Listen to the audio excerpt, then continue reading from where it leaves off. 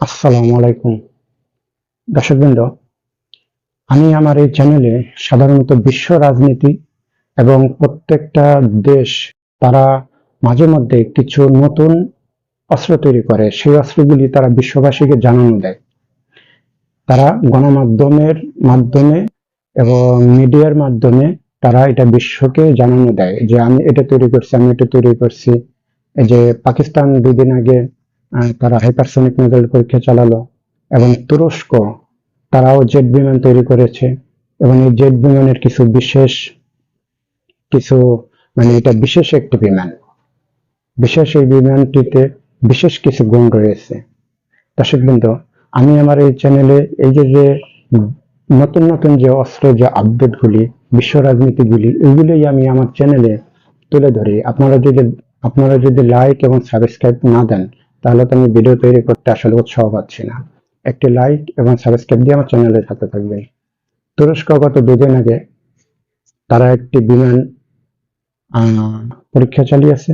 এই বিমানটির বিশেষ গুণ হলো যে তুরস্কের আকাশে যদি শত্রুপক্ষের কোনো ড্রোন আসে এবং সেই ড্রোন থেকে যদি তারা মিসাইল ছুড়ে, তাহলে এই বিমান আকাশে উড়া এই বিমান থেকে আরেকটি মিসাইল যাইয়া শত্রুপক্ষের ওই ড্রোন থেকে মিসাইল আসাকে আকাশেই ধ্বংস করে দিবে, এবং সেটা মাটিতে আর পড়তে দিবে না।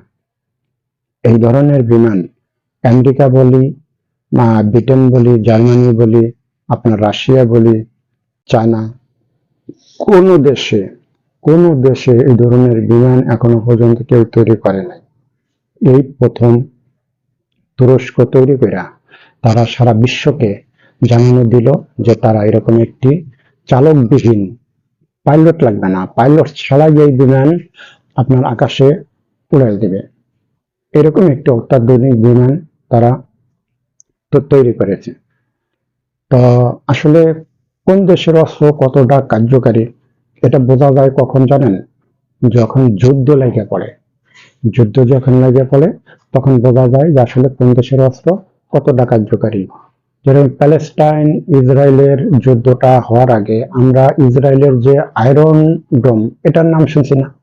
যে আয়রন ডোমের উপর দিয়া বা সাম দিয়া কোনো অস্ত্র বা কোনো বিমান, কোনো ড্রোন, ক্ষেপণাস্ত্র যাই আসুক, সেটা তারা আকাশে পড়তে দেবে না। সেটা আকাশেই মুহূর্তের ভিতরে আয়রন ডোম থেকে সেল যাইয়া বা সেই মিসাইল যাইয়া সেটাকে ধ্বংস করে দিবে। কিন্তু যখনই ইসরায়েলের সাথে, প্যালেস্তাইনের সাথে এবং ইরানের সাথে যুদ্ধ শুরু হলো, তখন ইরান থেকে শত শত মিসাইল যখন জায়গায় ইসরায়েলে পড়লো, তখন কিন্তু আয়রন ডোমের যে কার্যকারিতা আমরা যেটা শুনেছি, সেটা কিন্তু আসলে এরকম কার্যকারিতা আমরা যুদ্ধের সময় দেখিনি, বা এরকম একটা তারা দেখাতে পারেনি। তো এরকম যেটা আমি বলতেছিলাম যে কোন অস্ত্র, কোন বিমান কতটা কার্যকারী সেটা বোঝা যায় আসলে ওই যুদ্ধ লেগে গেলে সেটা বোঝা যায়। তা এই যেটা বলতেছিলাম, তুরস্ক তুরস্ক যে জেট বিমান তৈরি করার জন্য তারা যে অনেক আগের থেকেই চেষ্টা করতেছিল, এটা তারা অনেক আগেই তারা ঘোষণা দিয়েছিল। এবং ঘোষণা তো দেওয়া লাগে না, তুরস্ক সামরিক অস্ত্র তৈরির দিক দিয়া তারা অনেক আগের থেকেই উঠে পড়া লাগছে। অতএব তুরস্কের যে ড্রোন, এই ড্রোনগুলো তো খুবই অত্যাধুনিক ড্রোন তারা তৈরি করে, খুবই অত্যাধুনিক অস্ত্র তারা তৈরি করে। যে অস্ত্র ইউরোপের অস্ত্র থেকে তাদের অস্ত্রটা একটু সস্তা এবং গুণে অনেক ভালো, যা ইউরোপের বাজার ছেড়ে দিয়া এখন অনেক মানুষ এই তুরস্ক থেকেই অনেক ধরনের অস্ত্র তারা কিনে, ইউরোপের বাজার ছেড়ে দিয়া। তা তুরস্ক যে এই যে চালকবিহীন যে বিমানটা তৈরি করলো, এটা তারা সারা বিশ্বকে তারা জানান দিয়েছে। এটা খুবই একটি ভালো বিমান, যুদ্ধক্ষেত্রে এটা খুবই একটা কার্যকারী ভূমিকা পালন করবে। এবং বিশেষ করে এই বিমানটা তুরস্কের জন্য দরকার ছিল, তুরস্কের জন্য এই বিমানটা দরকার ছিল, কারণ তুরস্কের আশেপাশে শত্রুর অভাব নেই।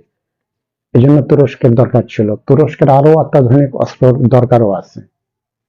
তা আমি এই চালকবিহীন বিমানটার কথা জানান দেওয়ার জন্য আমার এই চ্যানেলে আমি এই খবরটা তুলে ধরলাম। ধন্যবাদ সবাইকে। আমার চ্যানেলে একটি লাইক এবং একটি সাবস্ক্রাইব দিয়ে সাথে থাকবেন। আসসালামু আলাইকুম।